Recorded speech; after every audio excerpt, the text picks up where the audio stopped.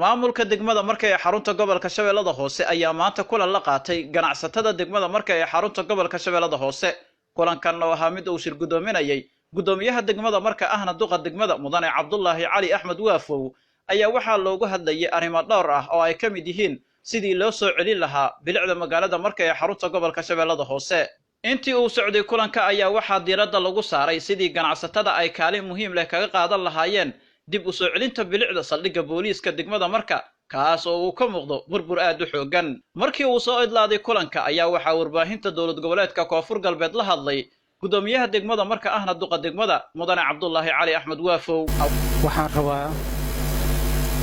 inaan halkaan ka jeediyo shir jaraa'id shirkaas oo ku saabsan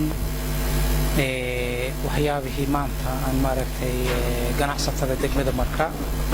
iyo maamulka degmada marka dhexmaray maanta waxaan isku yeernay in badan aan haminaynay oo ilaahay noo suurtageliyay maanta ganacsatada degmada marka in maxaa la yiraahdaa u yeernay aan ka wacnay saldhigga degmada marka annagoo markaasaytu kala hadlaynay saldhigga degmada marka iyo xabsiga degmada marka sidaas u baaba'san yahay dhibaatada xoogan ee ka jirta ayaan kala hadalnay runtii shirkaanin wuxuu ku soo idlaaday is-afgarad iyo maxaa la yiraahdaa wada tashi fiican waxaan maaragtay ogsoonahay saldhigga degmada marka inuu burbursan yahay dayactir usan haysanin dawlad iyo maaragtay iyo had adduun noo dayactiran aan la'nahay sidaa darteeda ganacsatadu waxaan ugu yeernay dhammaan shacabka degmada marka saldhigga degmada marka in la dayactiro la qurxiyo haddii la qurxiyana annaga ay isnoo qurxsanaaday sidii dadka maxbuusta ah ama maxaabiista ah ama dacwada dadka loo kala garqaadayaba sidii loo xukmiyo loo kala garqaado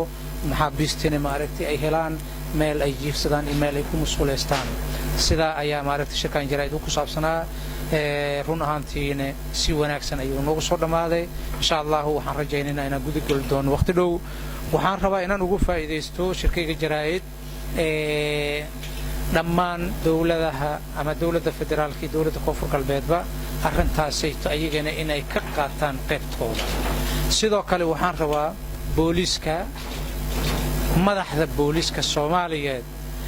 taliyaha qaybta ee gobolka Shabeellaha Hoose iyo taliyaha qaybta Koonfur Galbeedba inay ayagana ka qaataan doorkooda saldhiggaas umadu u dhaxeeya cid walba soo dhaxeeya dhammaan madaxda booliiska waxaan ugu baaqayaa ugu horeeyo jananka Generaal Cabdi Xasan Generaal Xijaar taliyaha booliiska Soomaaliyeed inay ka qaataan qaybtooda dhammaan dawladda qayb cid kasta oo gacan ka geysan karto sidoo kale waxaan rabaa qurbo joogta inay maaragtay ayagana ku yeeshaan door muhiim ah inay ayagana ka soo qayb galaan dayactirka saldhigga degmada marka sidoo kale dhammaan shacabka degmada marka waxaan codsanayaa inay ayagana contribution ku soo darsadaan $1 inay iska soo ururiyaan ay saldhigga gashadaan saldhiggaas umadu ka dhaxeeya dadka ay iska dhaxeeya cid gaar u leh ma jirto dawlad maanta maxaa la yiraahdaa si gaar u leh ma jirto shacabka degmada marka ayaa iska leh saldhigga inay qurxsadaan wiilashooda iyo walaalahooda iyo dadku la xiraayo meel wanaagsan in lagu xiro meel ay ku qabeystaan oo ku nafisaan inay helaan ayaan doonaynaa marka cid kasta inay qaybtii ku leedahay ka qaadato sidoo kale maamulka degmada marka diyaar ayuu yahay